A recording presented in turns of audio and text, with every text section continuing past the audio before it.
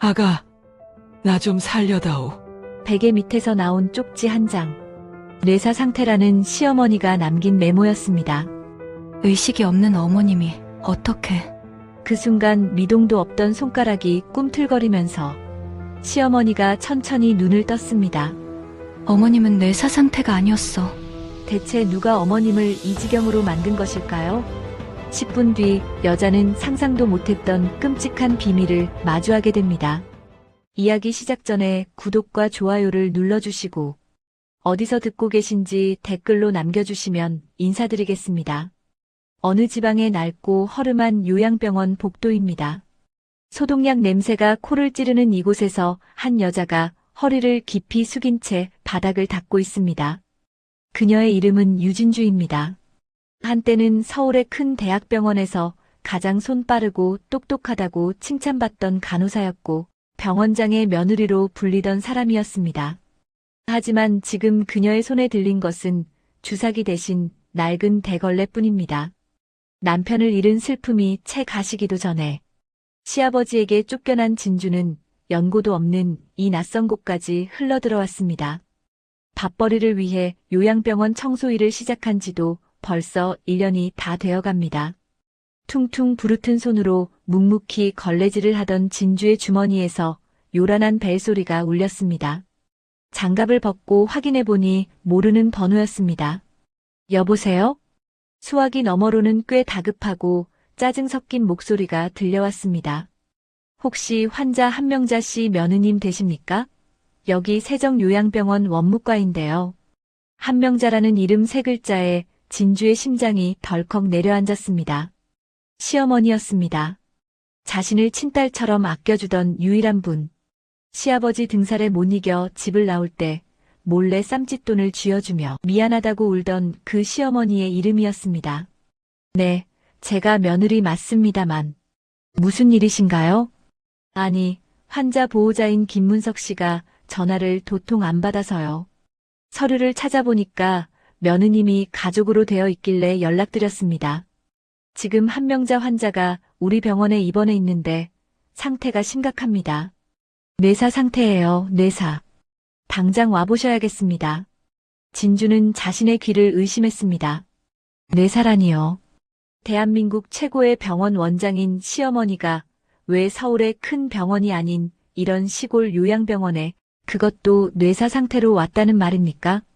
머릿속이 하얘지면서 손에 힘이 풀려 들고 있던 대걸레가 바닥으로 철퍼덕 떨어졌습니다.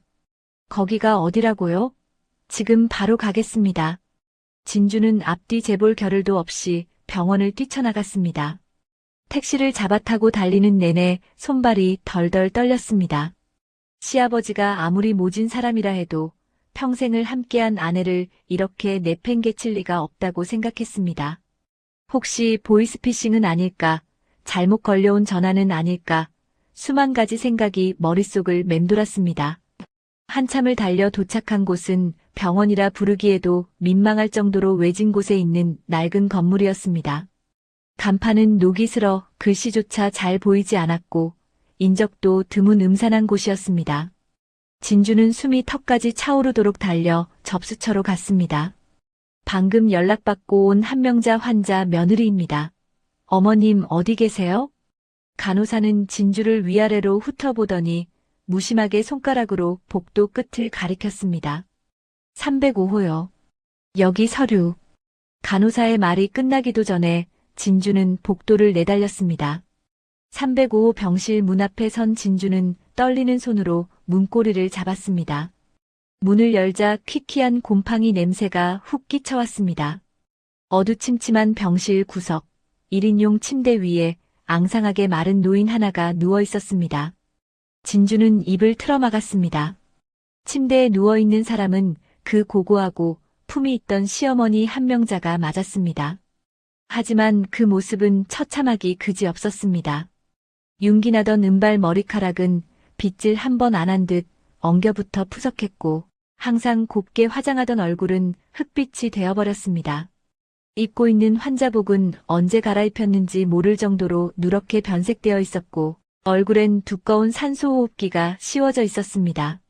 어머님, 세상에, 어머님, 이게 무슨 꼴이에요? 진주는 침대 옆으로 다가가 털썩 무릎을 꿇었습니다. 뼈만 남은 시어머니의 손을 잡았습니다. 얼음장처럼 차가웠습니다. 시아버지 김문석은 도대체 무엇을 하고 있길래 아내가 이 지경이 되도록 방치한 걸까요? 그 좋던 병원과 재산은 다 어디 가고 왜 이런 곳에 홀로 버려져 있는 걸까요? 억울하고 분한 마음에 눈물이 하염없이 쏟아졌습니다. 진주는 울먹이며 시어머니의 헝클어진 머리카락을 넘겨주었습니다. 그리고 불편해 보이는 베개를 고쳐주려고 시어머니의 머리를 살짝 들어 올리는 순간이었습니다. 베개 밑 깊숙한 곳에 무언가가 보였습니다. 꼬깃꼬깃하게 접힌 작은 종이 쪽지였습니다. 누군가에게 들키지 않으려 급하게 숨겨둔 듯한 모양새였습니다. 진주는 주위를 살피며 조심스럽게 쪽지를 꺼냈습니다. 손바닥만한 종이를 떨리는 손으로 펼쳤습니다. 그곳에는 지렁이가 기어가듯 삐뚤빼뚤하고 희미한 글씨가 적혀 있었습니다. 마치 앞이 보이지 않는 상태에서 억지로 힘을 주어 쓴 것 같은 필체였습니다. 진주야, 나 좀 살려다오. 순간 진주의 머리를 둔기로 세게 얻어맞은 듯한 충격이 스쳤습니다. 살려다오. 뇌사 상태라고 했습니다. 의식도 없고 스스로 숨도 못 쉬는 뇌사 환자가 어떻게 이런 쪽지를 쓸 수 있단 말입니까? 이건 분명 시어머니의 필체가 맞았습니다. 평소 반듯하던 글씨체는 아니었지만 끝을 길게 빼는 시어머니 특유의 습관이 남아 있었습니다. 진주는 쪽지를 움켜쥐고 시어머니의 얼굴을 뚫어지게 쳐다보았습니다. 감겨있는 눈, 창백한 입술, 영락없는 혼수 상태 환자의 모습이었습니다.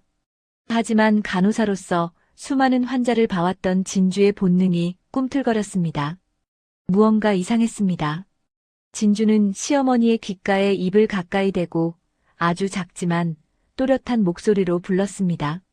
어머님, 저 진주예요. 며느리 진주 왔어요. 제 목소리 들리세요? 어머님, 그 간절한 외침이 닿은 것일까요?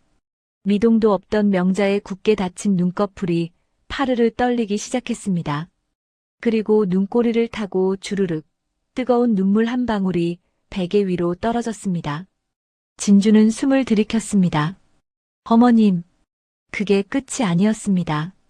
이불 밖으로 나와 있던 명자의 검지손가락이 아주 미세하게 까딱하고 움직였습니다. 그것은 우연한 근육 경련이 아니었습니다. 분명한 의지를 가진 움직임이었습니다.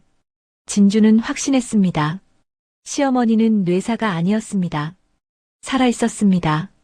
의식은 깨어있는데 몸을 움직일 수 없는 상태, 갇혀있는 상태였습니다. 누군가가 시어머니를 뇌사 환자로 위장해 이곳에 가둬둔 것입니다. 시어머니가 남긴 살려다오라는 그 처절한 구조 신호가 진주의 가슴을 후벼 팠습니다. 진주는 눈물을 닦아내며 이를 악물었습니다. 지금 이 병실 안에는 시어머니와 자신 둘뿐이었습니다. 하지만 보이지 않는 거대한 악의 그림자가 이 병실을 덮고 있다는 소름 끼치는 예감이 들었습니다. 진주는 재빨리 쪽지를 자신의 주머니 깊숙이 넣었습니다. 그리고 주변을 둘러보았습니다. 링거병, 산소호흡기, 그리고 침대 밑에 아무렇게나 놓인 간이침대. 이때였습니다. 복도 저 멀리서 왁자지껄한 소리가 들려왔습니다. 아니, 거기다가 왜 연락을 해? 제정신이야? 익숙한 목소리였습니다. 잊으려야 잊을 수 없는 그 목소리. 바로 남편을 잡아먹었다며 진주를 내쫓았던 시아버지 김문석의 고함이었습니다. 진주의 심장이 쿵쿵거리며 요동쳤습니다. 시아버지가 오고 있었습니다. 진주는 본능적으로 두려움을 느꼈습니다.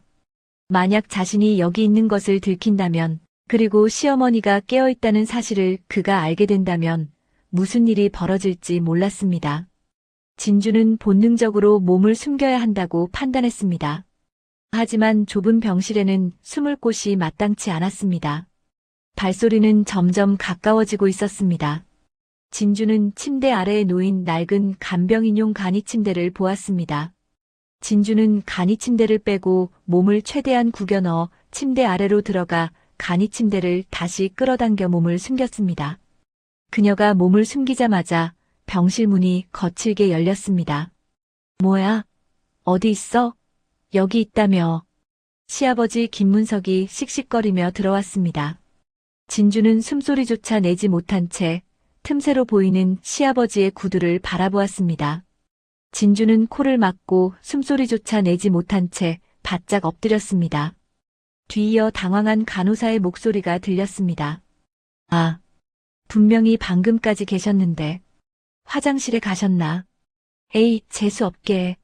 야, 너 나가서 찾아봐. 그거 눈치 빨라서 헛소리하고 다니면 골치 아파지니까 당장 찾아내. 김문석은 간호사에게 삿대질하며 고래고래 소리를 질렀습니다. 겁을 먹은 간호사가 허둥지둥 병실을 빠져나가자 병실 안에는 무거운 정적만이 감돌았습니다. 침대 밑에 숨은 진주의 심장은 터질 듯이 쿵쿵거렸습니다. 그런데 잠시 후 또각또각하는 뾰족구두 소리가 들려왔습니다. 병원 바닥을 울리는 경쾌하고도 거만한 발소리였습니다. 자기야, 진정해. 화내면 혈압 올라가. 진주는 자신의 귀를 의심했습니다. 너무나도 익숙하면서도 믿기지 않는 목소리. 나긋나긋하고 콧소리가 섞인 그 목소리의 주인은 다름 아닌 집안 살림을 도맡아 하던 가정부 최미숙이었습니다. 최 여사님? 최 여사님이 왜 여기에? 진주가 침대 밑 틈새로 살짝 고개를 돌려 밖을 내다보았습니다. 그리고 경악을 금치 못했습니다. 들어온 여자는 분명 가정부 최미숙이 맞았습니다. 하지만 모습은 예전과 딴판이었습니다. 늘 입고 있던 촌스러운 앞치마와 헐렁한 바지는 온데간데 없었습니다. 번쩍거리는 명품 정장에 여우털 목도리를 두르고 손가락마다 굵은 금반지를 낀 채 짙은 화장을 하고 있었습니다. 마치 재벌가 사모님이라도 된 듯한 행색이었습니다. 더욱 충격적인 것은 그녀의 행동이었습니다. 미숙은 자연스럽게 문석의 팔짱을 끼더니 어깨에 머리를 기대며 아양을 떨었습니다. 자기야, 그게 왔다가 뭐 어쩌겠어. 이미 이 늙은이는 뇌사 판정 났잖아. 우리가 손만 쓰면 끝이야. 진주는 숨이 턱 막혔습니다. 자기야라니요. 평생을 헌신한 아내가 누워있는 병상 앞에서 남편이라는 작자가 가정부와 팔짱을 끼고 있다니요. 문석은 미숙의 허리를 감싸 안으며 킬킬거렸습니다. 그래도 찜찜하잖아. 그게 보통 내기가 아니라고. 혹시라도 눈치채면 곤란해. 빨리 처리해야지. 미숙은 코웃음을 치며 병상에 누워있는 명자를 힐끔 내려다보았습니다.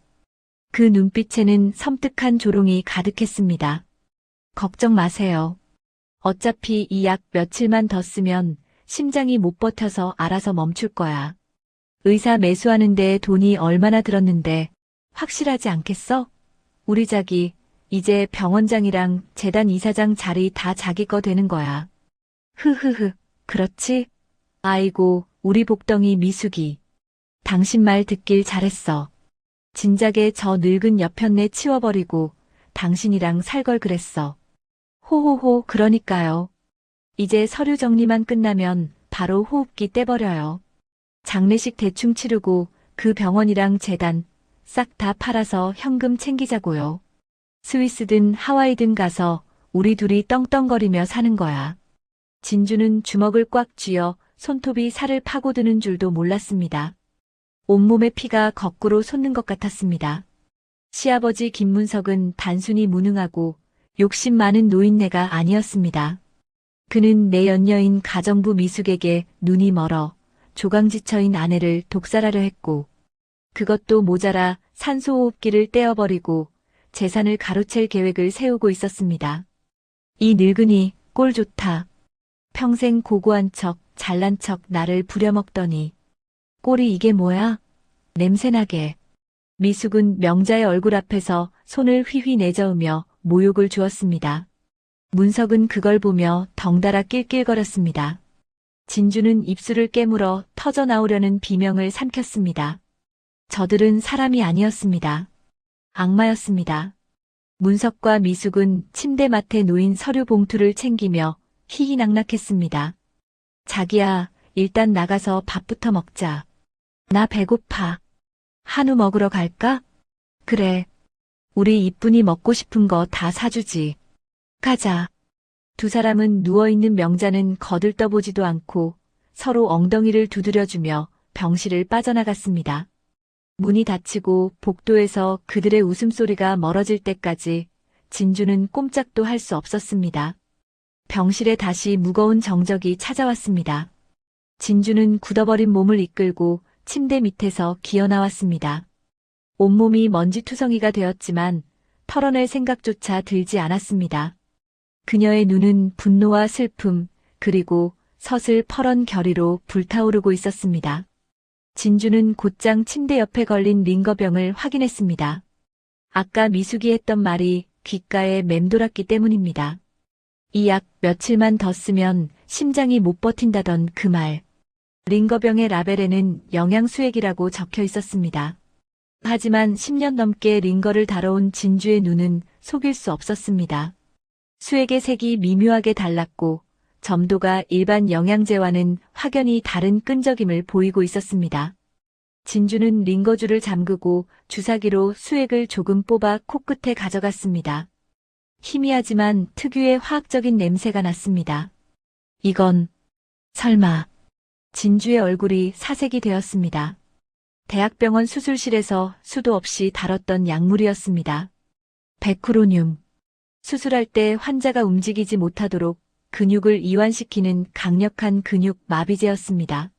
멀쩡한 사람도 이 약을 계속 투여받으면 손가락 하나 까딱할 수 없고 자가 호흡이 불가능해져 마치 죽은 사람처럼 늘어지게 됩니다. 라벨은 영양제로 바꿔 붙여놓고 안에는 마비제를 넣었다고? 의식도 없다는 분한테 왜 마비제를 쓰는 거야? 진주는 등골이 서늘해지는 것을 느꼈습니다. 누군가 시어머니가 깨어나는 것을 필사적으로 막고 있다는 증거였습니다. 시어머니는 뇌사가 아니라 약물에 취해 강제로 잠들어 있는 것이었습니다. 진주는 떨리는 손으로 시어머니의 손을 다시 잡았습니다. 앙상하게 마른 손가락, 그 끝에 있는 손톱을 보는 순간 진주는 입을 틀어막고 말았습니다. 시어머니의 10손가락 손톱 모두에 하얀 가로줄이 선명하게 그어져 있었습니다. 미즈라인. 이건 비소 중독이잖아. 간호사 생활 10년이 넘도록 책에서만 봤던 증상이었습니다. 농약이나 쥐약에 쓰이는 독극물인 비소를 장기간 아주 조금씩 섭취했을 때 나타나는 전형적인 중독 흔적이었습니다. 누군가 시어머니에게 밥이 아닌 독을 먹여왔다는 뜻입니다. 이것은 사고도 병도 아니었습니다. 명백한 살인 미수였습니다. 진주는 침대 위 마비제에 취해 눈물조차 흘리지 못하는 시어머니를 내려다보며 떨리는 목소리로 하지만 단호하게 속삭였습니다. 어머님, 다 들으셨죠? 저것들은 사람이 아니에요. 진주는 시어머니의 차가운 손을 양손으로 감싸쥐었습니다. 조금만 더 기다리세요. 제가 반드시 구해드릴게요. 진주의 눈에서 굵은 눈물이 뚝뚝 떨어져 시어머니의 손등을 적셨습니다. 진주는 눈물을 슥 닦아내고 결연한 표정으로 일어섰습니다. 진주는 멍하니 서 있을 시간이 없었습니다. 그 악마 같은 두 사람이 밥을 먹고 돌아오기까지 남은 시간은 기껏해야 1시간 남짓이었습니다. 그 안에 모든 것을 끝내야만 했습니다. 진주는 떨리는 손으로 가슴을 한번 꾹 누르고 심호흡을 했습니다. 그리고 빠르게 머리를 회전시켰습니다. 시어머니를 이 지옥 같은 곳에서 빼내려면 치밀한 계획이 필요했습니다. 진주는 가장 먼저 휴대전화를 꺼내 급히 어딘가로 전화를 걸었습니다. 선배님, 저 진주예요. 네, 급해요. 제발 저 좀 도와주세요. 진주가 연락한 사람은 과거 대학병원에서 함께 일했던 믿음직한 의사 선배 강준호 원장이었습니다. 그는 돈보다 생명을 중시하여 병원을 그만두고 외곽에서 작은 개인 의원을 운영하고 있었습니다. 자초지종을 짧게 들은 강 원장은 두말 없이 돕겠다고 약속했습니다. 지금 당장 앰뷸런스 보낼게. 비소 중독이라고? 해독제도 내가 챙겨서 실어보낸다. 뒷문 주차장에서 기다려. 갈 곳과 약이 정해졌습니다. 하지만 해독제가 도착하기까지는 시간이 걸렸습니다. 그 사이 진주는 가만히 앉아 있을 수 없었습니다. 이 병원 관리가 엉망이야. 간호사들은 불친절하고 의사들은 보이지도 않아. 분명 틈이 있을 거야. 대학병원에서 수간호사까지 바라보던 진주의 눈에 이 허름한 시골 요양병원의 허점들이 보이기 시작했습니다. 점심시간이라 복도에는 음식 냄새가 진동했고 간호사 스테이션에는 호출벨 소리가 울려도 아무도 나와보지 않았습니다. 바로 지금이 기회였습니다. 진주는 복도로 조용히 나갔습니다. 마침 스테이션 의자에 누군가 벗어둔 간호사 가디건과 책상 위에 놓인 뿔테 안경이 보였습니다. 진주는 주위를 살피더니 재빨리 가디건을 걸치고 안경을 썼습니다. 머리를 질끈 묶고 차트를 하나 옆구리에 끼니 영락없는 이 병원 수간호사처럼 보였습니다. 진주는 먼저 시어머니의 팔에 꽂혀있던 끔찍한 근육 마비제 링거부터 뽑아버렸습니다. 더 이상 한 방울도 들어가게 둘 수 없었습니다. 그리고 당당하게 발걸음을 옮겨 약재실 쪽으로 향했습니다. 약재실 문에는 도어락이 달려 있었지만 문틈에는 고장, 세계 당기세요라는 쪽지가 붙어 있었습니다. 세상에, 약품 관리를 이렇게 하다니. 진주는 혀를 차며 문을 힘껏 당겼습니다. 틱하고 문이 허무하게 열렸습니다. 진주는 안으로 들어가 능숙한 손놀림으로 약품 선반을 후쳤습니다. 10년 넘게 약을 다뤄온 그녀에게 필요한 약을 찾는 건 식은 죽 먹기였습니다. 비소 해독제는 강 원장이 보내주기로 했지만 그 전까지 시어머니의 몸을 조금이라도 지탱해줄 수액 세트와 비상약품이 필요했습니다. 진주는 수액과 영양제, 그리고 비상약품 몇 가지를 주머니에 챙겨 넣었습니다. 다시 병실로 돌아온 진주는 챙겨온 깨끗한 수액을 시어머니의 팔에 연결했습니다. 어머님, 이제 괜찮아요. 그 나쁜 약은 다 뺐어요. 조금만 버티세요. 이제 빠져나가는 것이 문제였습니다. 정문에는 경비원이 졸고 있었지만 휠체어를 끌고 나가면 눈에 띌 게 뻔했습니다. 게다가 복도 곳곳에 설치된 CCTV가 마음에 걸렸습니다. 진주는 병실 천장 구석에 달린 CCTV를 노려보았습니다. 빨간 불이 깜빡거리고 있었습니다. 저걸 피해야 했습니다. 그때 진주의 눈에 청소도구함이 들어왔습니다. 진주는 청소도구함에서 긴 대걸레를 꺼냈습니다. 그리고 대걸레 자루 끝에 걸레를 풍성하게 감아 올려 CCTV 카메라 바로 앞을 가리도록 세워두었습니다. 마치 청소 중에 잠시 세워둔 것처럼 자연스럽게 시야를 차단한 것입니다. 낡은 병원이라 복도가 어두워 화면상으로는 그저 청소도구가 앞을 가린 실수처럼 보일 터였습니다. 어머님, 이제 갑니다.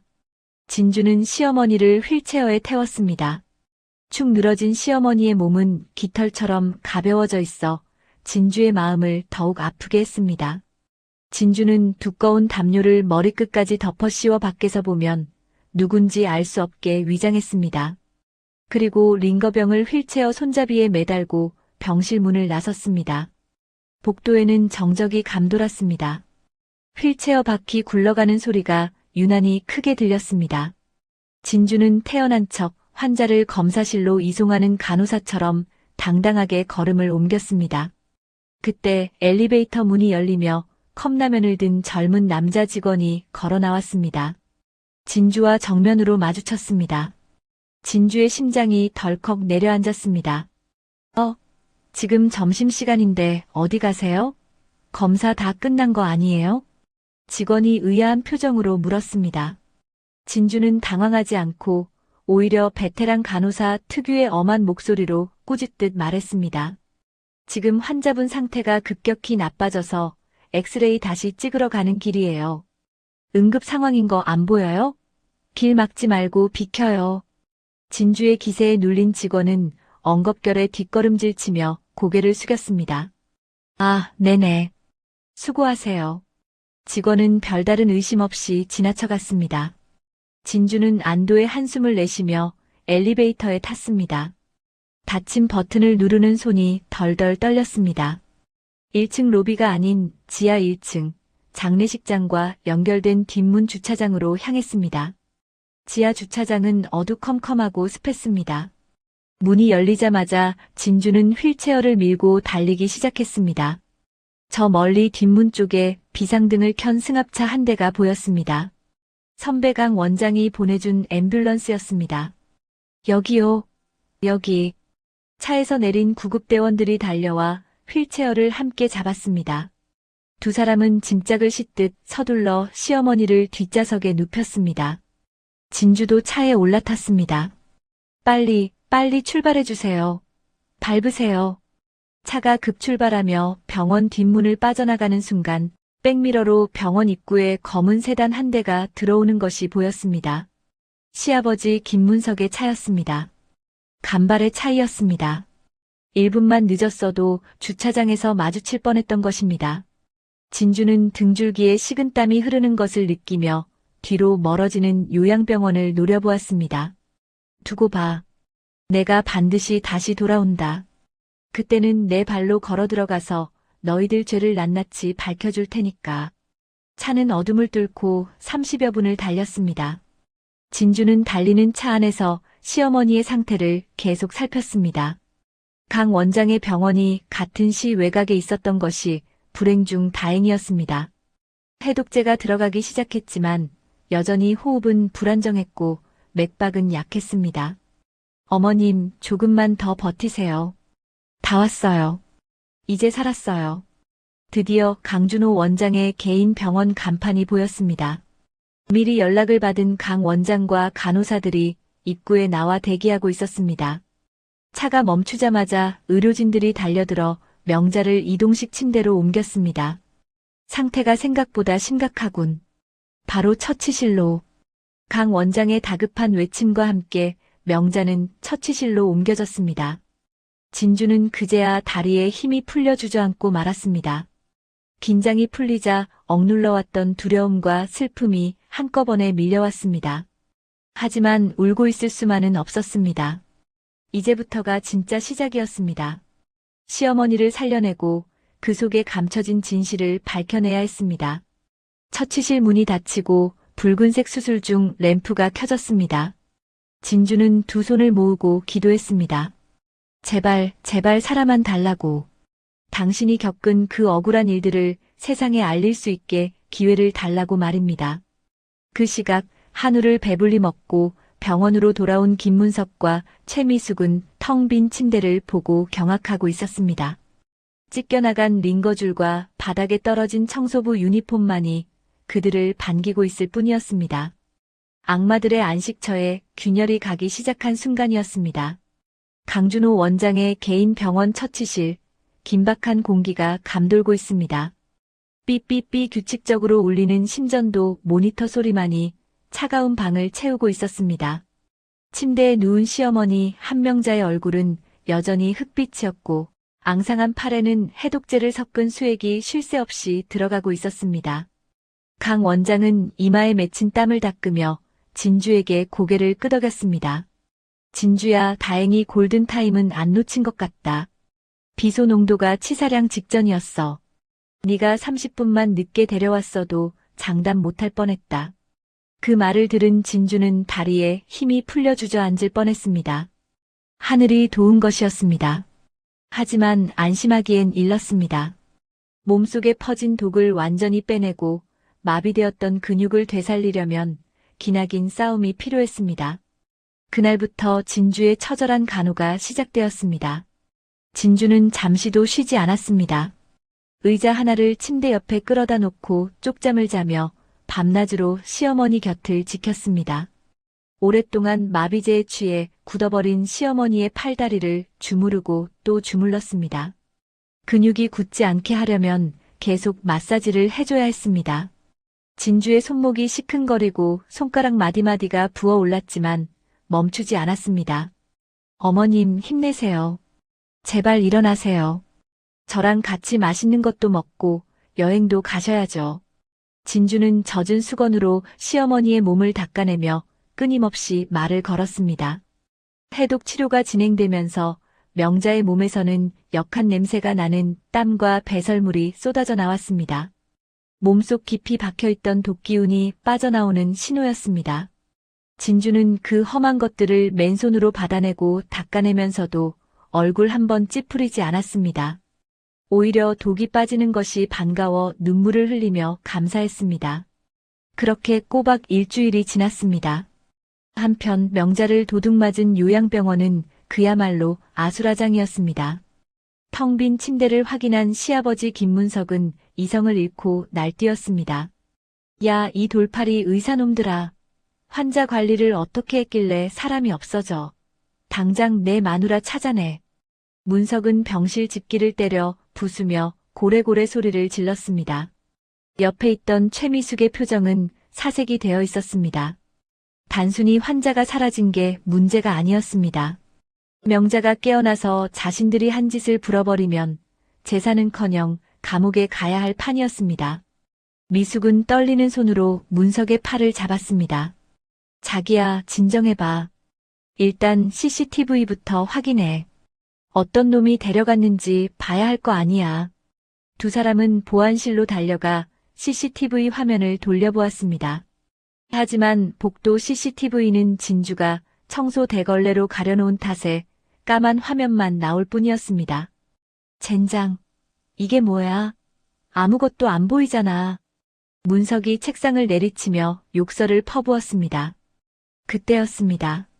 미숙이 화면을 뚫어지게 쳐다보더니 엘리베이터 앞 CCTV 화면을 가리켰습니다. 자기야, 저거 봐. 저 휠체어 미는 간호사.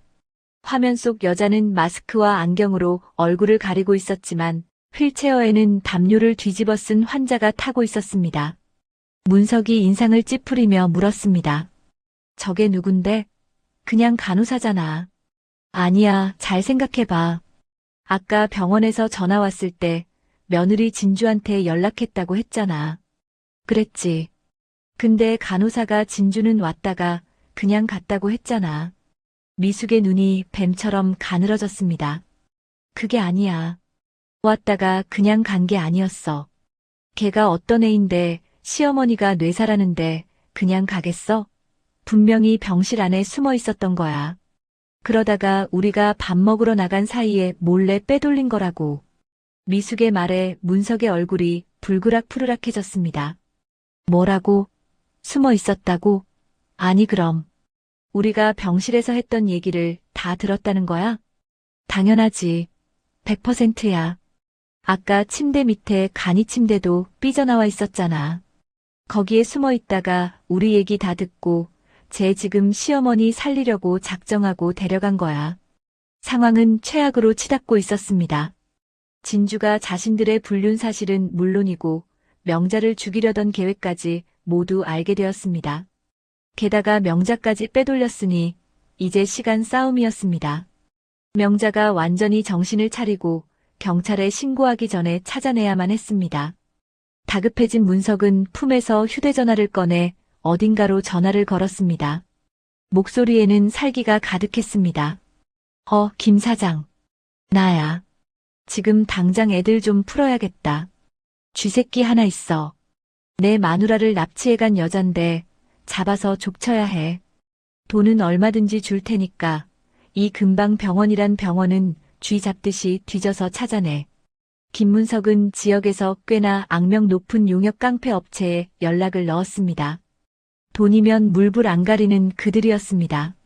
곧이어 검은색 승합차 여러 대가 요양병원을 출발해 시내 곳곳으로 흩어졌습니다. 악마들의 추격이 시작된 것입니다. 다시 강준호 원장의 병원입니다. 어둠이 걷히고 새벽빛이 창가에 스며들 무렵이었습니다. 밤새 뜬 눈으로 시어머니의 다리를 주무르던 진주는 깜빡 졸고 있었습니다. 그때였습니다. 아주 미세한 신음이 들렸습니다. 진주는 감전된 듯 눈을 번쩍 떴습니다. 침대 위를 보니 명자의 손가락이 꼼지락거리고 있었습니다. 그리고 굳게 닫혀있던 명자의 눈꺼풀이 파르르 떨리더니 천천히, 아주 천천히 떠졌습니다. 초점 잃은 눈동자가 천장을 헤매다 이내 옆에 있는 진주에게로 향했습니다. 어머님? 진주는 숨이 멎을 것만 같았습니다. 명자의 입술이 달싹였습니다. 목이 말라 갈라진 목소리였지만 분명한 사람의 목소리였습니다. 진주야. 어머님, 어머님, 저 알아보시겠어요? 저 진주예요. 진주는 명자의 손을 부여잡고 오열했습니다. 명자는 힘없는 손을 들어 진주의 젖은 뺨을 어루만졌습니다.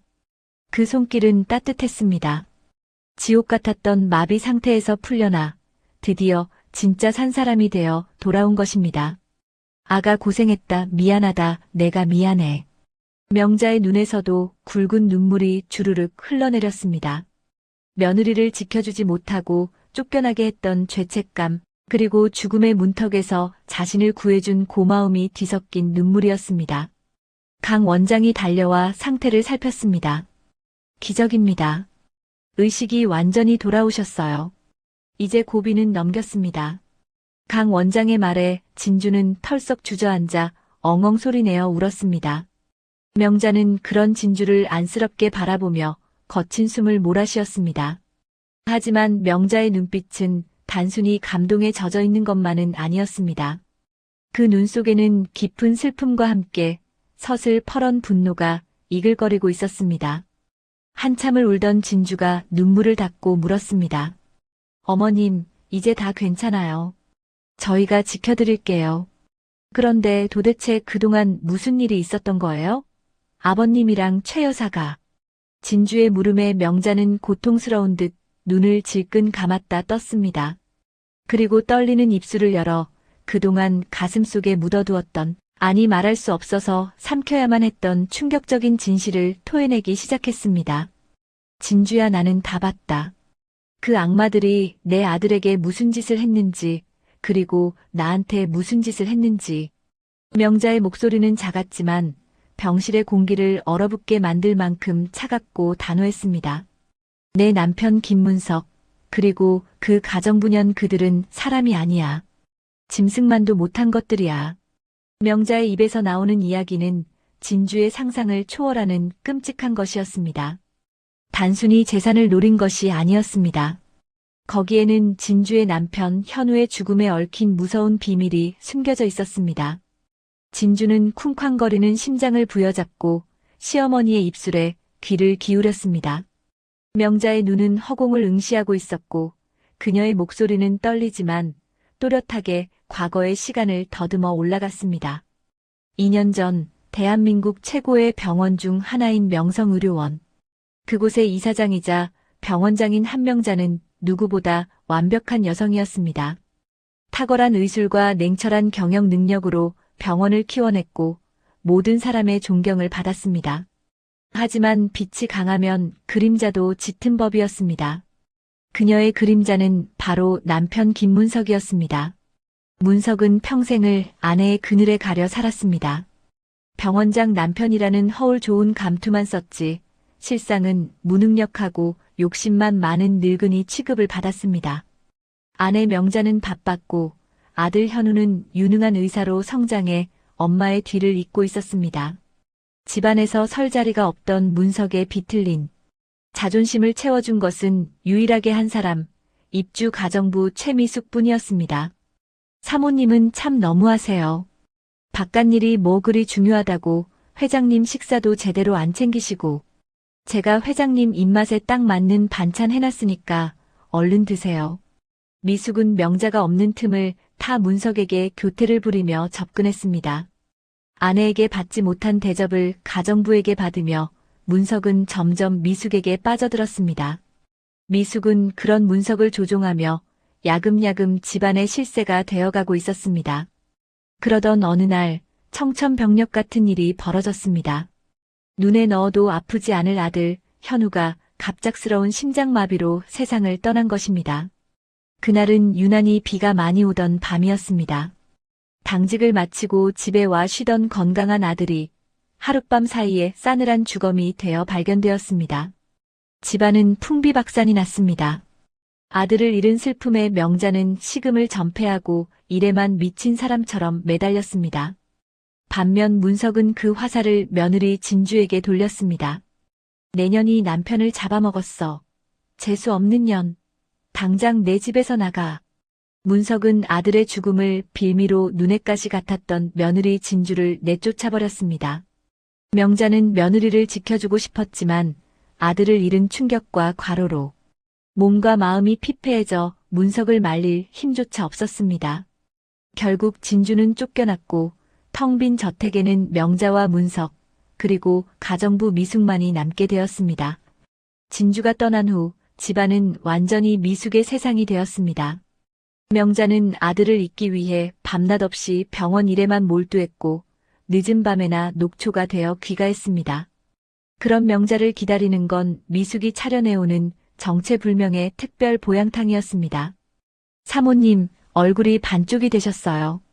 이거 제가 특별히 구한 약재로 달인 건데 드시고 힘내세요. 미숙은 세상 둘도 없는 충신인 척하며 매일 밤 명자에게 탕약을 권했습니다.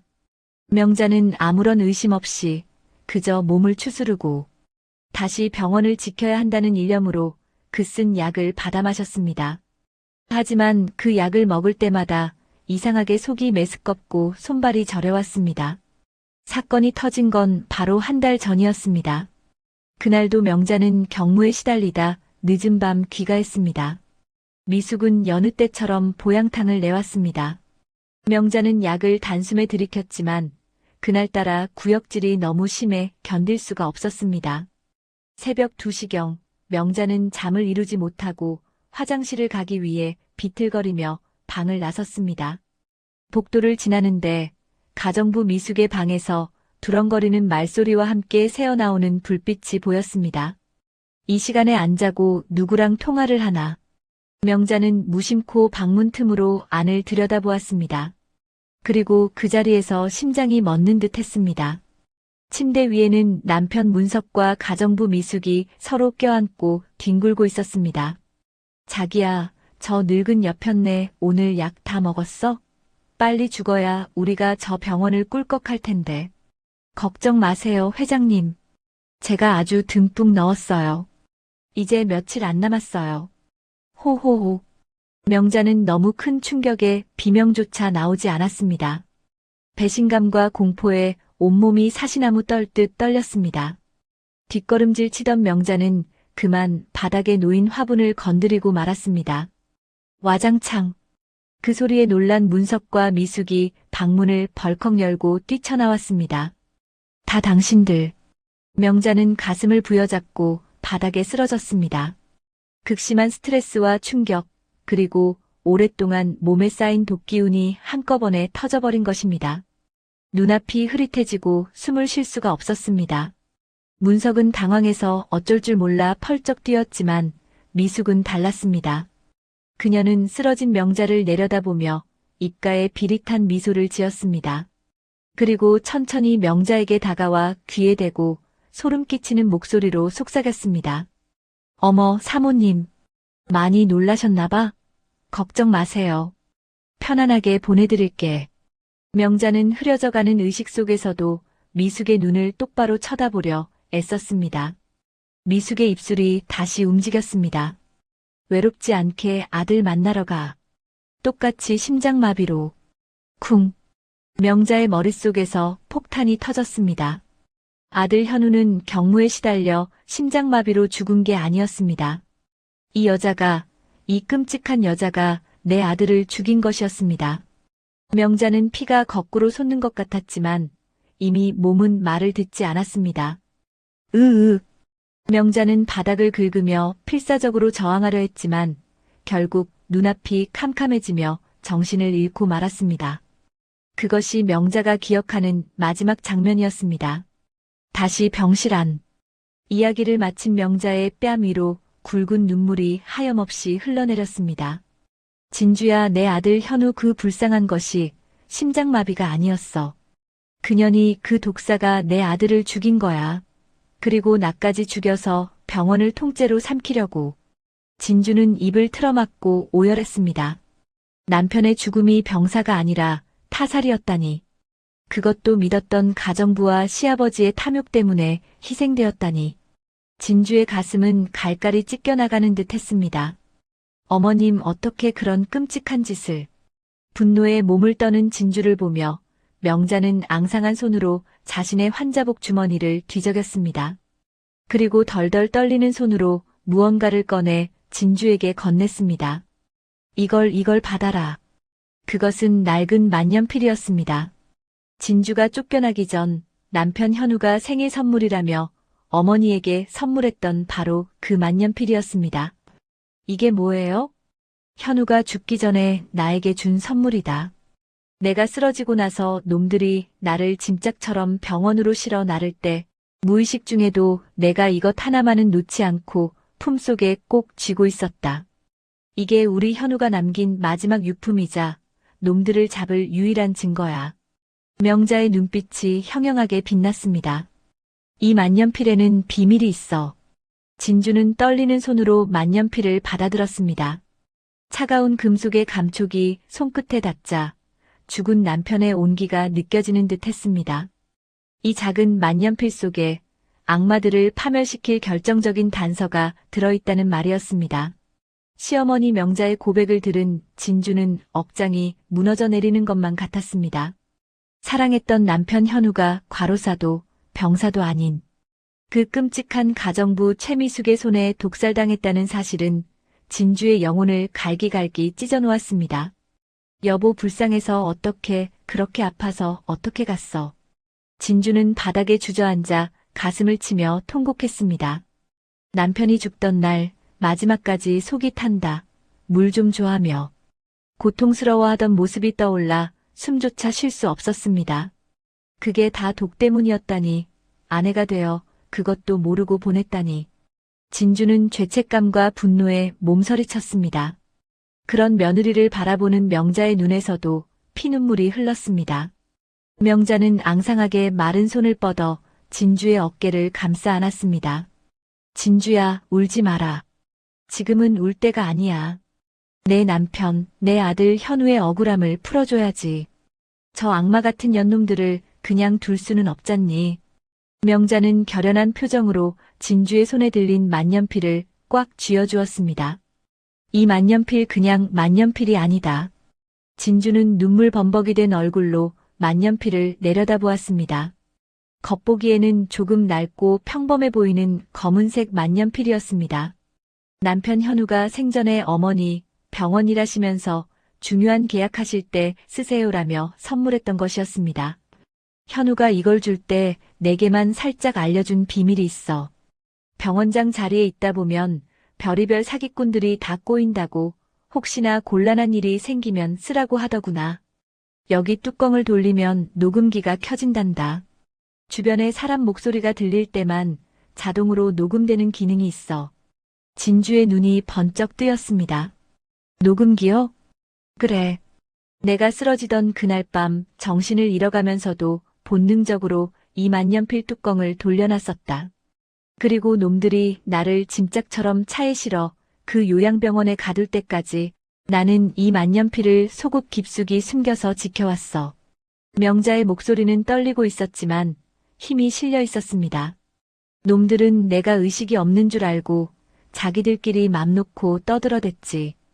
이 안에 그들의 모든 죄가 들어있다. 진주는 떨리는 손으로 만년필의 뚜껑을 조작했습니다. 작은 불빛이 깜빡이더니 치지직거리는 잡음과 함께 익숙한 목소리들이 흘러나오기 시작했습니다. 자기야, 이 늙은 여편네 진짜 끈질기네. 약을 그렇게 먹였는데도 숨이 붙어 있어. 그러게 말이야. 빨리 죽어야 사망 신고하고 재산을 내 명의로 돌릴 텐데. 의사 매수하는데 돈이 너무 많이 들었어. 진주는 입술을 깨물었습니다. 그들은 명자를 걱정하는 것이 아니라 언제 죽나 기다리며 돈 계산만 하고 있었습니다. 하지만 뒤이어 나온 내용은 더욱 충격적이었습니다. 덜컹거리는 차 안인 듯 소음이 들리더니 문석이 잠시 자리를 비운 사이 최미숙이 혼잣말하듯 중얼거리는 소름 끼치는 목소리가 들렸습니다. 으휴, 늙은이. 지 아들 죽인 게 누군지도 모르고 좋다고 해벌쭉하기는. 진주의 심장이 쿵 내려앉았습니다. 내가 현우놈 보낼 때 썼던 약이 너무 독해서 금방 죽어버리는 바람에 재미없었는데 이번엔 좀 천천히 죽여야지. 그래야 내가 재산을 다 빼먹을 시간이 생기지. 호호호. 아들놈도 멍청하게 엄마 닮아서 의심도 없고 매일 아침 내가 주는 주스를 넙죽넙죽 받아먹더니 결국 픽 쓰러졌잖아. 심장마비라고. 웃기고 있네. 내가 보낸 거야, 내가. 미숙은 남편 현우를 죽인 과정을 마치 무용담처럼 자랑거리처럼 혼자 떠벌리고 있었습니다. 그리고 잠시 후 문석이 돌아오는 소리가 들리자 목소리를 싹 바꾸고 아양을 떨기 시작했습니다. 자기야, 왔어? 나 배고파. 얼른 가서 맛있는 거 사줘. 오구오구, 우리 이쁜이 배고팠어? 그래, 가자. 저 늙은 여편네는 대충 던져두고 우리끼리 맛난 거 먹으러 가자. 문석은 아무것도 모른 채 아들을 죽인 살인마에게 애교를 부리며 좋아하고 있었습니다. 으아악. 진주는 결국 참지 못하고 짐승 같은 울부짖음을 토해냈습니다. 너무나 억울하고 분해서 혈관이 터질 것만 같았습니다. 죽여버릴 거야. 갈기갈기 찢어 죽여도 시원찮을 놈들. 진주는 당장이라도 뛰쳐나가 그들을 죽이고 싶었습니다. 시아버지는 비록 공범은 아니었지만 아들을 죽인 여자에게 놀아나 아내까지 죽이려 한 멍청하고 잔인한 인간이었습니다. 그리고 최미숙, 그 여자는 사람이 아니라 악마 그 자체였습니다. 하지만 명자가 진주의 손목을 낚아챘습니다. 뼈만 남은 손이었지만 그 악력은 대단했습니다. 진주야, 진정해라. 흥분하면 진다. 저들은 돈도 있고 힘도 있어. 우리가 감정적으로 나가면 오히려 당해. 법으로 심판받게 하는 것만으로는 부족해. 명자의 눈빛은 서늘하게 가라앉아 있었습니다. 그냥 감옥에 보내는 걸로는 내 아들의 목숨값을 치를 수 없어. 저들이 가장 사랑하는 것, 저들이 그토록 원했던 것, 돈과 명예, 그리고 서로에 대한 믿음까지 철저하게 박살내야 해. 살아서 지옥을 맛보게 해줄 거야. 특히 문석에게는 가장 잔인한 복수가 기다리고 있었습니다. 자신이 사랑한 여자가 아들을 죽인 살인마였다는 사실을 알게 되는 순간 그는 무너져 내릴 것이었습니다. 명자는 그 순간을 위해 칼을 갈아왔던 것입니다. 진주는 거친 숨을 몰아쉬며 시어머니를 바라보았습니다. 시어머니의 눈 속에 담긴 차가운 분노가 진주의 뜨거운 분노를 식히며 날카로운 칼날로 다듬어주고 있었습니다. 진주는 눈물을 벅 닦아냈습니다. 네, 어머님. 맞아요. 그냥 죽는 건 너무 편해요. 저들이 가진 모든 것을 뺏고 가장 비참한 꼴로 바닥을 기게 만들 거예요. 두 여자는 서로의 손을 맞잡았습니다. 고부지간이 아닌 같은 아픔을 공유한 전우로서 맹세를 나누는 순간이었습니다. 진주는 자리에서 일어나 결연한 표정으로 말했습니다. 이제 제 방식대로 움직일게요. 어머님은 몸 추스르면서 제가 하는 일만 지켜봐 주세요. 놈들이 방심하고 있을 때 가장 화려한 순간에 나락으로 떨어뜨릴 겁니다. 진주는 만년필을 품에 깊이 넣었습니다. 그리고 휴대전화를 꺼내 어딘가로 전화를 걸었습니다. 네, 김 기자님? 저 유진주입니다. 제보할 게 있어서요. 대한민국이 뒤집어질 만한 뉴스입니다. 네, 지금 만나시죠. 진주는 과거 대학병원 시절 의료소송 문제로 알게 되었던 정의로운 사회부 기자를 떠올렸습니다. 그리고 동시에 시아버지 문석이 그토록 집착하는 재단 이사장 취임식 날짜를 확인했습니다. 바로 일주일 뒤였습니다. 일주일 뒤 그들의 잔칫날이 제삿날이 될 겁니다. 시어머니 명자가 요양병원에서 감쪽같이 사라진 지 열흘째가 되던 날이었습니다. 문석과 미숙에게 이 열흘은 그야말로 지옥 같은 시간이었습니다. 손발이 묶여 죽을 날만 기다리던 시한부 환자가 그것도 며느리의 도움을 받아 증발해버렸으니 말입니다. 두 사람은 고용한 용역 깡패들을 풀어 인근 병원이란 병원은 쥐 잡듯이 뒤졌지만 진주와 명자의 머리카락 한 올조차 찾을 수 없었습니다. 시간이 지날수록 두 사람의 불안감은 공포로 변해갔습니다. 문석은 매일 독한 술을 들이켜야만 잠들 수 있었고 미숙은 손톱을 피가 나도록 물어뜯으며 신경질적인 반응을 보였습니다. 거실을 서성이던 미숙이 참다 못해 소리를 질렀습니다. 자기야, 도대체 애들을 어떻게 푼 거야? 왜 아직도 못 찾냐고. 이러다가 그 늙은이가 정신이라도 차려서 경찰에 신고하면 우린 다 죽어. 감옥행이라고. 소파에 널브러져 있던 문석이 짜증 섞인 목소리로 대꾸했습니다. 나도 미치겠어. 귀신이 곡할 노릇이야. 분명 멀리 못 갔을 텐데. 미숙의 눈동자가 탐욕과 두려움으로 번들거렸습니다. 원래 계획대로라면 명자가 서서히 죽은 후 자연스럽게 유산을 상속받아 재산을 가로채려 했습니다. 하지만 상황이 급박해졌습니다. 명자가 살아서 돌아오기 전에 병원과 재단의 모든 권한을 문석의 명의로 돌려놓고 팔아치워 현금화해야만 했습니다. 그래야 명자가 돌아오더라도 이미 빈 껍데기만 남은 상태일 테고 그 돈을 들고 해외로 도주할 수 있기 때문입니다. 안 되겠다. 계획을 당겨야겠어. 더 기다리다간 다 뺏겨. 뭐, 어떻게 당겨? 이사들이 눈을 시퍼렇게 뜨고 있는데 지금 당장 긴급 이사회를 소집해. 안건은 한명자 이사장의 위독함에 따른 직무대행 선임 및 재단 매각 승인이야. 자기가 이사장 대행 자리에 앉자마자 바로 재단 매각 도장 찍어버리는 거야. 문석은 침을 꿀꺽 삼켰습니다. 위험한 도박이었습니다.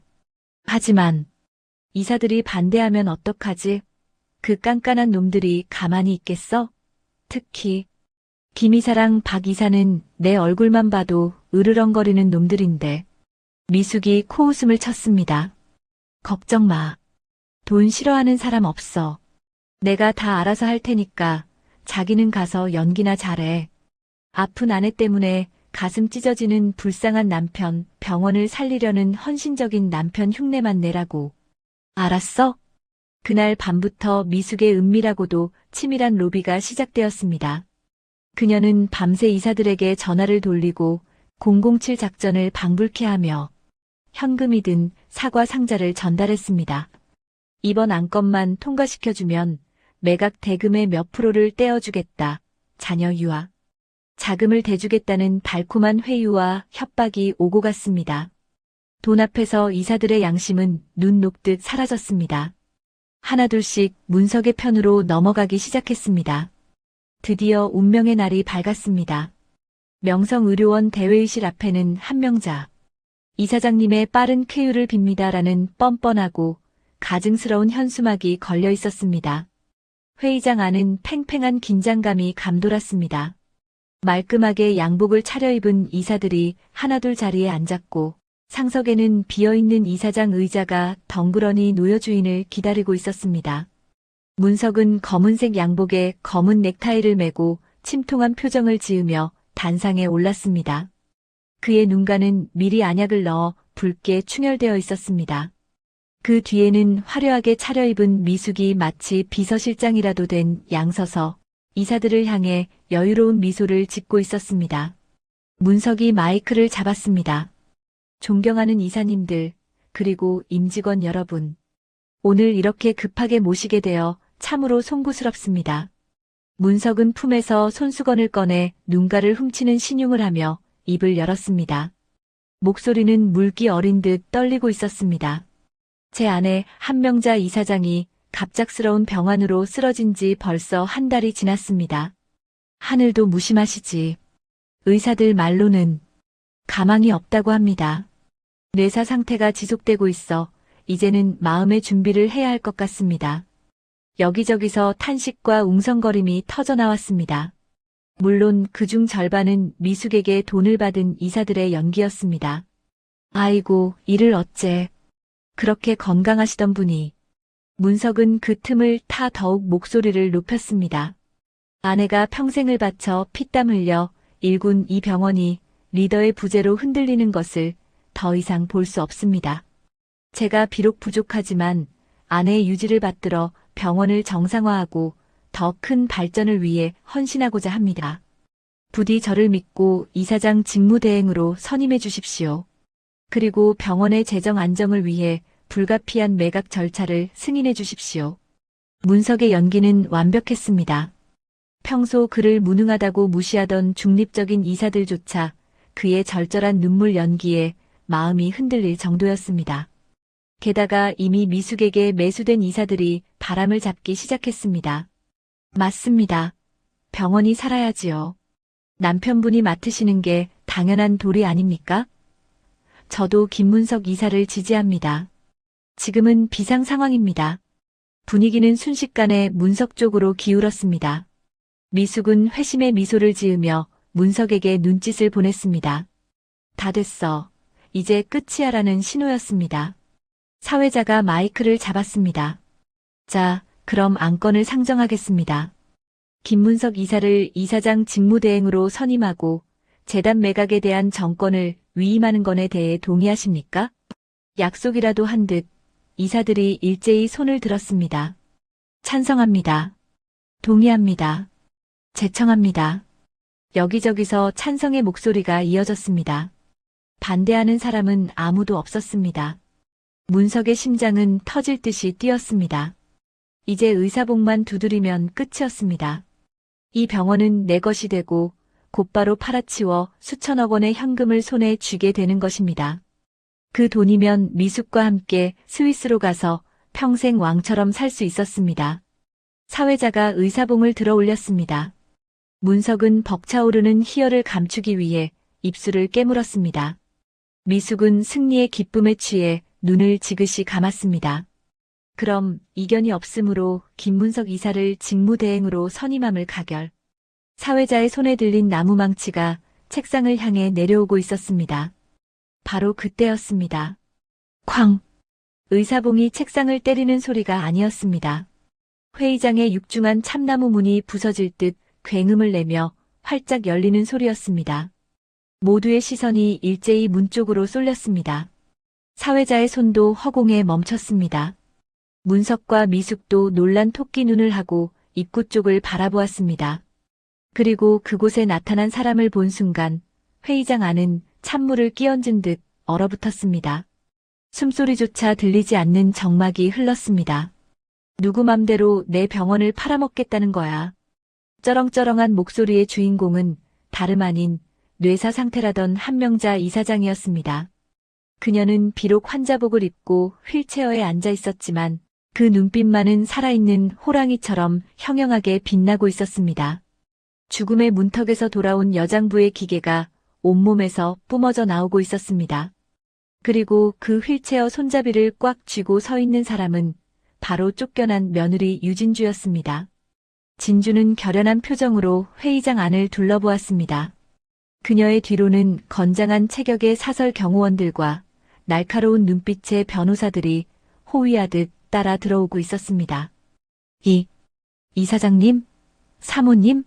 아니, 뇌사라면서. 이사들은 경악하여 자리에서 벌떡 일어났습니다. 의자를 넘어뜨리는 사람, 마시던 물을 쏟는 사람, 입을 다물지 못하는 사람.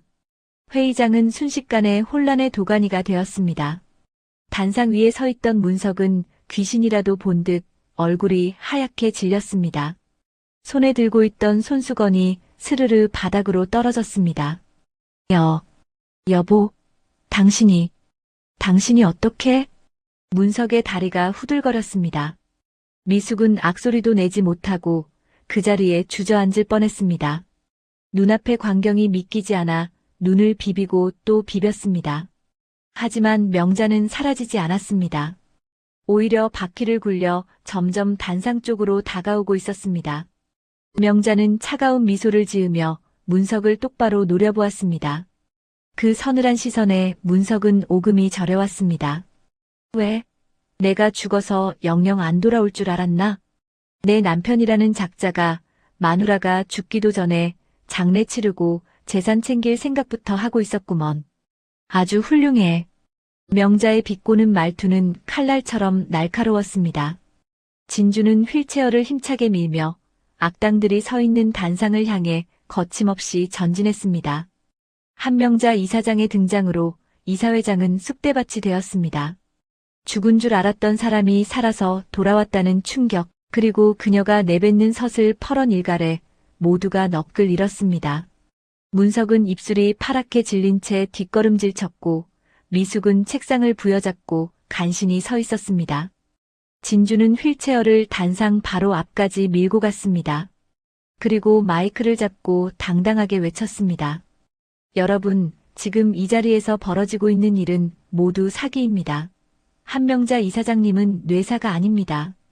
누군가에 의해 강제로 병원에 감금당하고 독극물에 중독되어 서서히 죽어가고 있었던 것입니다. 진주의 폭로는 폭탄과도 같았습니다. 뭐라고? 감금? 독극물? 세상에, 그게 무슨 소리야? 김 이사가 그랬다는 거야? 이사들이 웅성거리며 문석을 쏘아보았습니다. 궁지에 몰린 미숙이 최후의 발악을 했습니다. 그녀는 핏대를 세우며 소리쳤습니다. 거짓말이야. 저거 다 쇼야. 저 며느리년이 유산 못 받아서 앙심 품고 노인네 데려다가 연기시키는 거야. 저 노인네 치매야, 치매. 경비원, 당장 저 미친 여자들 끌어내. 미숙은 악을 쓰며 경비원을 찾았지만 아무도 움직이지 않았습니다. 이미 진주가 사전에 섭외한 경호원들이 출입구를 막고 있었기 때문입니다. 명자는 미숙의 발악을 보며 비웃음을 날렸습니다. 그리고 진주에게 고개를 끄덕였습니다. 진주야, 틀어라. 저 더러운 입을 영원히 다물게 해줘야지. 진주는 품에서 낡은 검은색 만년필을 꺼내들었습니다. 그리고 마이크에 바짝 댔습니다. 지금부터 들려드릴 녹음 파일은 여기 계신 김문석 씨와 최미숙 씨가 요양병원 병실에서 나눈 대화입니다. 두 사람이 저지른 끔찍한 범죄의 증거가 여기 다 들어 있습니다. 진주가 만년필 뚜껑을 돌리자 스피커를 통해 지직거리는 잡음과 함께 소름 끼치도록 익숙한 목소리가 흘러나왔습니다. 자기야, 이 늙은 여편네 진짜 끈질기네. 약을 그렇게 먹였는데도 숨이 붙어 있어. 그러게 말이야. 빨리 죽어야 사망 신고하고 재산을 내 명의로 돌릴 텐데. 의사 매수하는데 돈이 너무 많이 들었어. 회의장은 경악으로 물들었습니다. 세상에, 살인 미수잖아. 자기 아내를 돈 때문에 죽이려고 했다고? 문석은 아니야. 오해야. 라며 웅얼거렸지만 아무도 듣지 않았습니다. 하지만 진짜 충격은 그 다음이었습니다. 잠시 후 문석이 자리를 비운 사이 미숙이 혼잣말하듯 중얼거리는 목소리가 스피커를 타고 흘러나왔습니다. 으휴, 멍청한 늙은이. 지 아들 죽인 게 누군지도 모르고 좋다고 해벌쭉하기는. 순간 문석의 동작이 마네킹처럼 딱 멈췄습니다. 회의장 안의 공기도 얼어붙었습니다. 문석의 눈동자가 심하게 흔들렸습니다. 내가 현우놈 보낼 때 썼던 약이 너무 독해서 금방 죽어버리는 바람에 재미없었는데 이번엔 좀 천천히 죽여야지. 그래야 내가 재산을 다 빼먹을 시간이 생기지. 호호호. 아들놈도 멍청하게 엄마 닮아서 의심도 없고 매일 아침 내가 주는 주스를 넙죽넙죽 받아먹더니 결국 픽 쓰러졌잖아. 심장마비라고. 웃기고 있네. 내가 보낸 거야, 내가. 미숙의 목소리는 너무나도 명확했습니다. 자신이 현우를 독살했음을, 그리고 문석을 이용해 명자까지 죽이려 했음을 스스로 자백하고 있었습니다. 녹음이 끝나자 회의장에는 무거운 정적이 감돌았습니다. 바늘 떨어지는 소리조차 들릴 만큼 고요했습니다. 문석은 믿을 수 없다는 듯 멍한 눈으로 허공을 응시했습니다. 다리가 후들거려 서 있을 수조차 없었습니다. 아, 아들을, 내 아들 현우를. 문석의 시선이 천천히 삐걱거리는 기계처럼 옆에 서 있는 미숙에게로 향했습니다. 미숙은 사색이 되어 입술을 달달 떨고 있었습니다. 그녀는 문석의 살기 어린 눈빛을 피하며 뒷걸음질 쳤습니다. 자, 자기야. 아니야. 저거 다 가짜야. 알잖아. 내가 현우를 얼마나 예뻐했는데.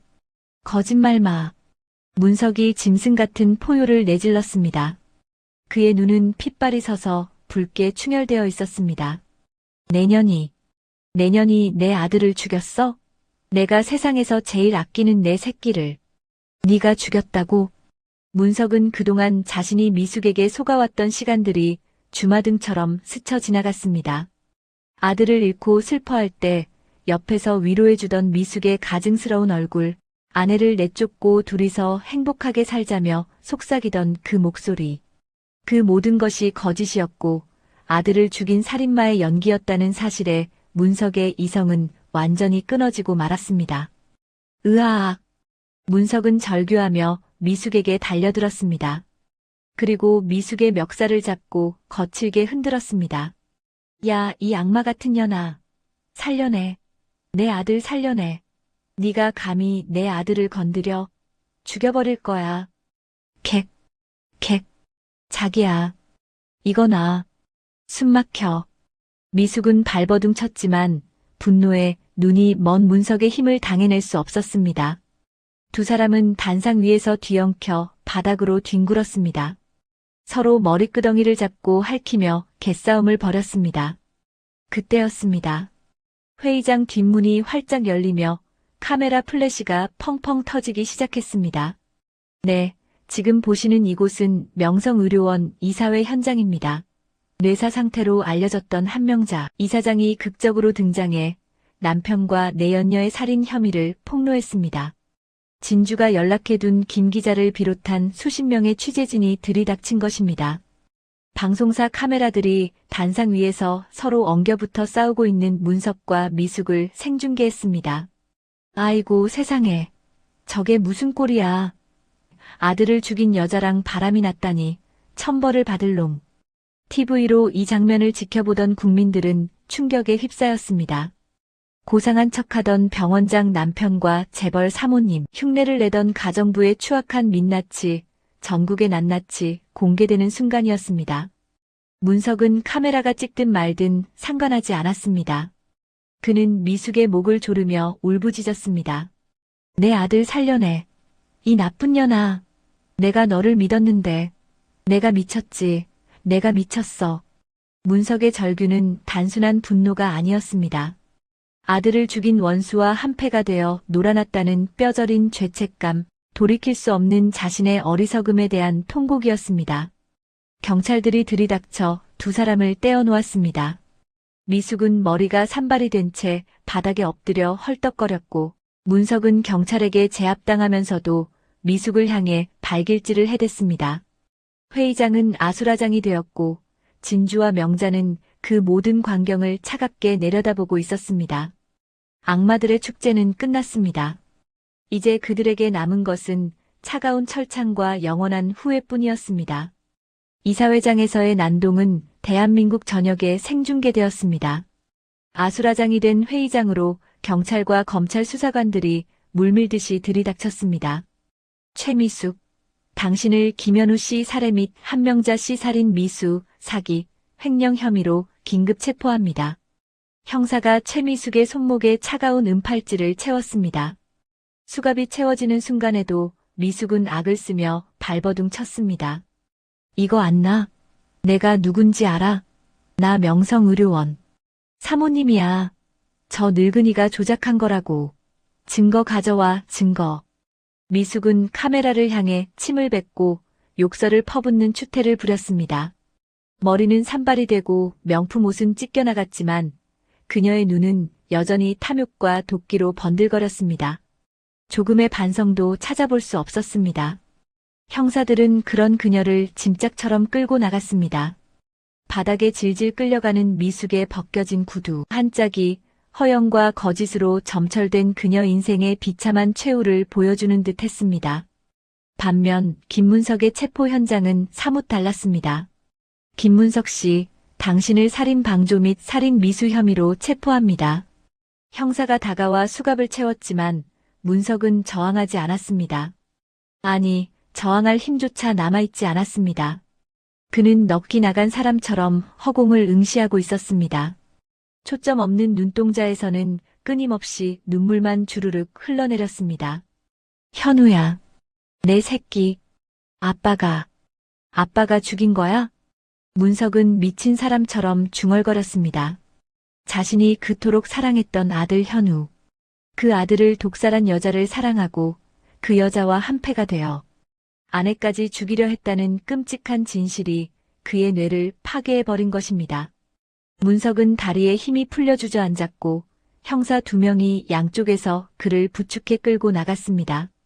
그렇게 두 악마는 세상의 손가락질을 받으며 호송차에 실려갔습니다. 진주와 명자는 그 뒷모습을 끝까지 지켜보았습니다. 진주는 그제야 긴장이 풀린 듯 명자의 어깨에 기대어 참았던 눈물을 터뜨렸습니다. 몇 달 뒤 법정에서 판결이 내려지는 날이 왔습니다. 법정은 방청객들로 발 디딜 틈이 없었습니다. 피고인석에 선 최미숙은 수의를 입고 있었지만 여전히 고개를 빳빳이 들고 있었습니다. 그녀는 끝까지 자신의 죄를 부인했습니다. 판사님, 억울합니다. 저는 시키는 대로 했을 뿐이에요. 저 늙은이가 다 시킨 거라고요. 하지만 증거는 차고 넘쳤습니다.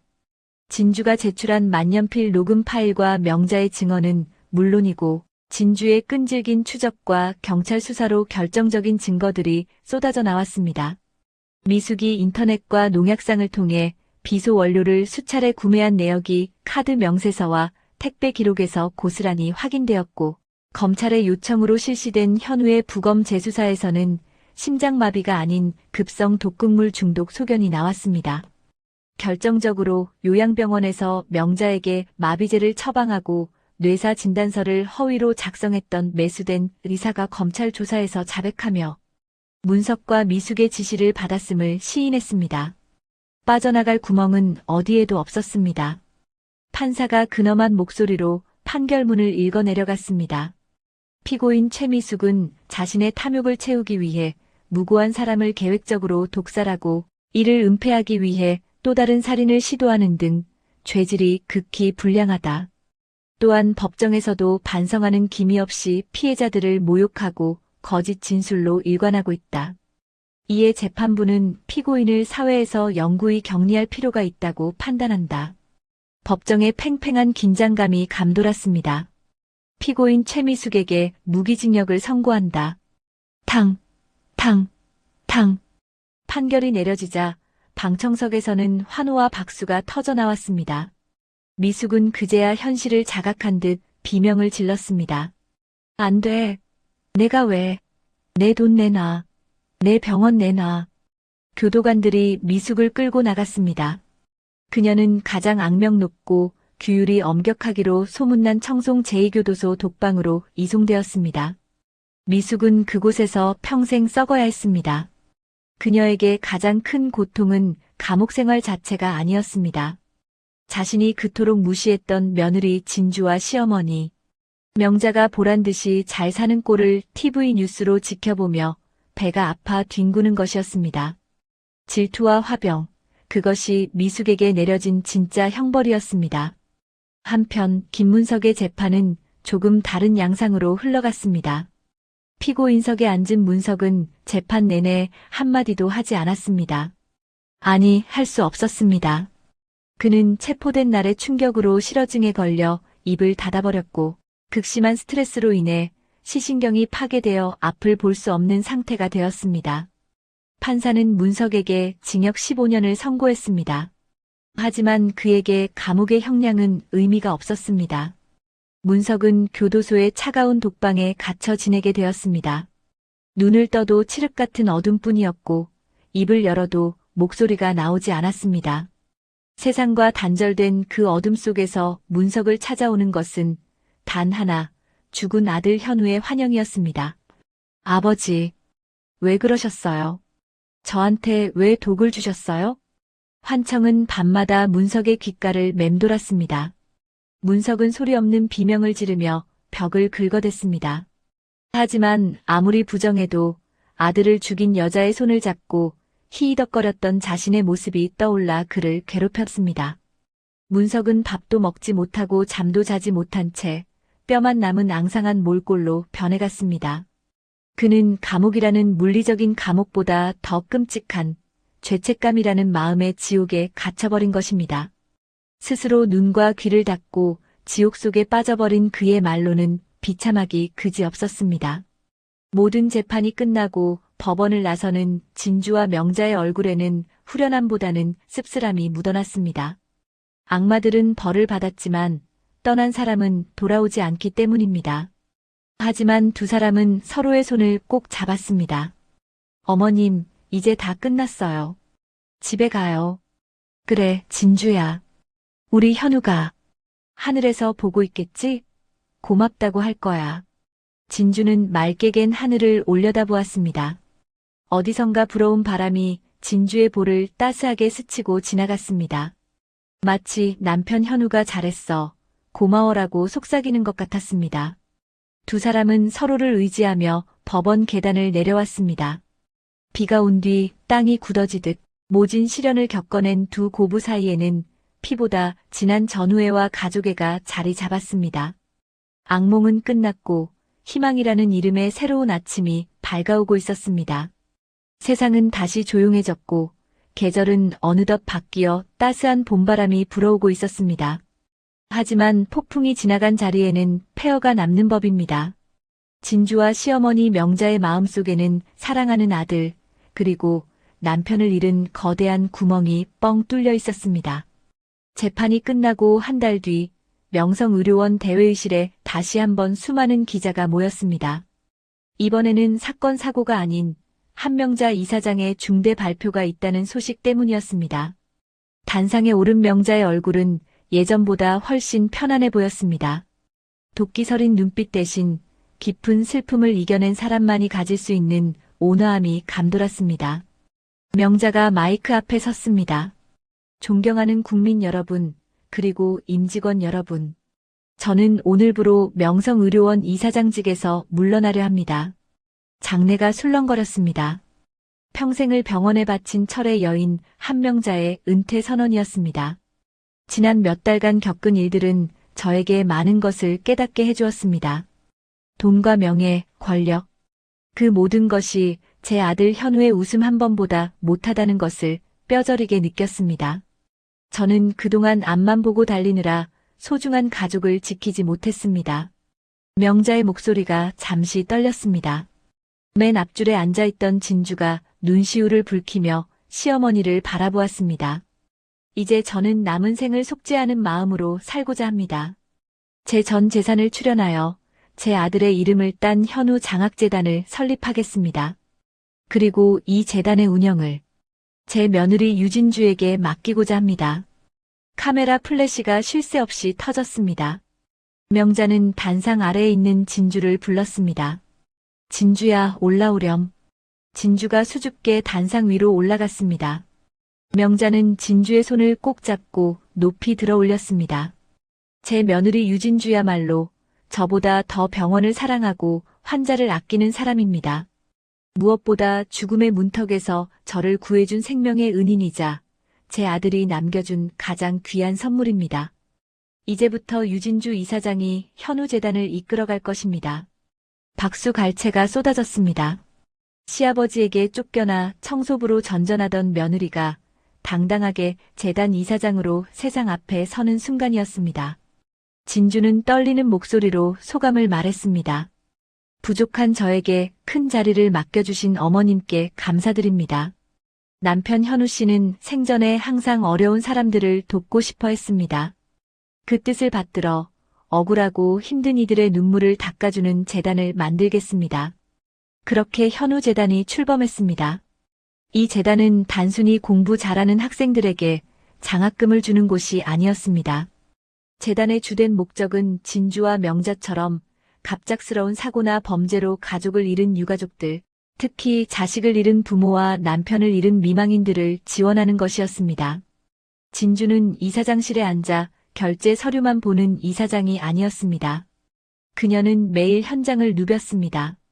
어느 날 남편을 산업재해로 잃고 어린아이와 함께 길거리에 나앉게 된 젊은 세대의 사연이 접수되었습니다. 진주는 한 걸음에 달려갔습니다. 낡은 단칸방에서 울고 있는 세댁을 보며 진주는 자신의 과거를 떠올렸습니다. 저도 그랬어요. 남편 잃고 갈 곳 없어서 찜질방을 전전하고 남의 병원 화장실 청소하며 살았어요. 그 막막함, 그 두려움. 누구보다 잘 알아요. 진주는 세댁의 손을 잡고 함께 울었습니다. 그리고 재단에서 마련한 긴급주거 지원금과 생활비를 건넸습니다. 혼자가 아니에요. 우리가 곁에 있어요. 아이 잘 키우셔야죠. 남편분도 그걸 바랄 거예요. 세댁은 진주의 손을 잡고 펑펑 울며 고마워했습니다. 진주는 그녀를 안아주며 생각했습니다. 현우 씨, 보고 있어? 당신이 못다한 사랑, 내가 이렇게 전하고 있어. 시어머니 명자 또한 달라졌습니다. 그녀는 더 이상 으리으리한 병원장실에 있지 않았습니다. 그녀는 재단 산하의 심리상담센터에서 자원봉사를 자처했습니다. 자식을 교통사고로 잃고 우울증에 빠져 식음을 전폐하던 할머니가 상담실을 찾았습니다. 아무런 말도 하지 않고 바닥만 보고 있는 할머니에게 명자가 따뜻한 차 한 잔을 건넸습니다. 어르신, 저도 아들을 잃었습니다. 할머니가 천천히 고개를 들었습니다. 다 가진 것처럼 보이던 병원장도 자식 잃은 슬픔 앞에서는 아무것도 아니더군요. 숨 쉬는 것조차 죄스럽고 따라 죽고만 싶으시죠? 저도 그랬습니다. 매일 밤 베개를 적시며 지옥 속을 헤맸습니다. 명자의 진심 어린 고백에 할머니의 굳게 닫힌 마음이 열렸습니다. 아이고, 사모님도 그러셨구만요. 내 새끼 불쌍해서 어째요. 명자는 할머니를 끌어안고 엉엉 울었습니다. 같은 아픔을 가진 사람만이 줄 수 있는 위로였습니다. 명자는 자신의 상처를 드러냄으로써 타인의 상처를 치유하고 있었고 그 과정에서 스스로도 조금씩 구원받고 있었습니다. 이렇게 두 고부는 각자의 방식으로 슬픔을 봉사로 승화시키고 있었습니다. 하지만 무엇보다 가장 큰 변화는 두 사람의 관계였습니다. 주말 오후 명자의 집에 진주가 찾아왔습니다. 예전 같으면 시아버지 눈치 보느라 숨도 제대로 못 쉬었을 공간이지만 이제는 달랐습니다. 어머님, 저 왔어요. 오늘 날씨 좋아서 쑥 좀 캐왔어요. 쑥국 끓여드릴게요. 오냐, 어서 와라. 안 그래도 네가 해주는 쑥국 먹고 싶었다. 우리 며느리 손맛이 최고지. 명자는 현관까지 마중 나와 진주를 반겼습니다. 두 사람은 부엌에서 나란히 서서 요리를 했습니다. 진주가 멸치 육수를 내면 명자가 두부를 썰었습니다. 도마 소리와 보글보글 찌개 끓는 소리가 정겹게 어우러졌습니다. 식탁에 마주 앉은 두 사람. 갓 지은 밥과 향긋한 쑥국을 먹으며 소소한 이야기를 나눕니다. 진주야, 요새 재단 일 힘들지 않니? 얼굴이 좀 헬쑥해진 것 같아. 아니에요, 어머님. 보람차고 좋아요. 어제는 지원받은 학생이 감사 편지를 보내왔는데 읽다가 펑펑 울었지 뭐예요. 그래, 참 잘했다.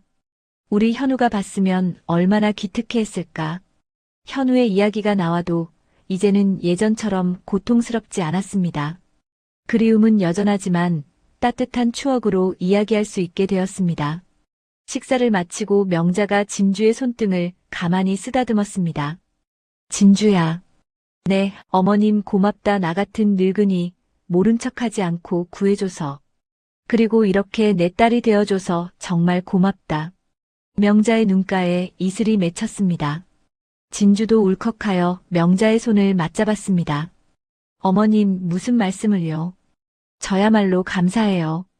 갈 곳 없는 저를 가족으로 받아주시고 현우 씨 몫까지 사랑해 주시잖아요. 저한테 어머님은 이제 시어머니가 아니라 친정엄마나 다름없어요. 그래, 내 딸 진주야. 우리 남은 생 서로 의지하며 재미있게 살자꾸나. 현우 몫까지 씩씩하게. 두 여자는 서로를 바라보며 환하게 웃었습니다. 그 미소에는 더 이상 그늘이 없었습니다. 피 한 방울 섞이지 않았지만 그들은 죽음의 고비를 함께 넘으며 피보다 더 진한 의리와 사랑으로 묶인 진짜 가족이 되었습니다. 한편 악마들이 갇힌 곳은 여전히 차가운 겨울이었습니다. 문석은 감옥 독방에서 시름시름 앓고 있었습니다. 눈도 보이지 않고 말도 하지 못하는 그는 하루 종일 벽을 보고 앉아 있었습니다. 교도관이 밥을 넣어줘도 거들떠보지 않았습니다. 그의 머릿속에는 오직 하나, 자신이 아들을 죽인 공범이라는 끔찍한 사실만이 맴돌고 있었습니다. 그는 스스로 만든 감옥에 갇혀 영원히 고통받고 있었습니다. 미숙 또한 지옥 같은 나날을 보내고 있었습니다.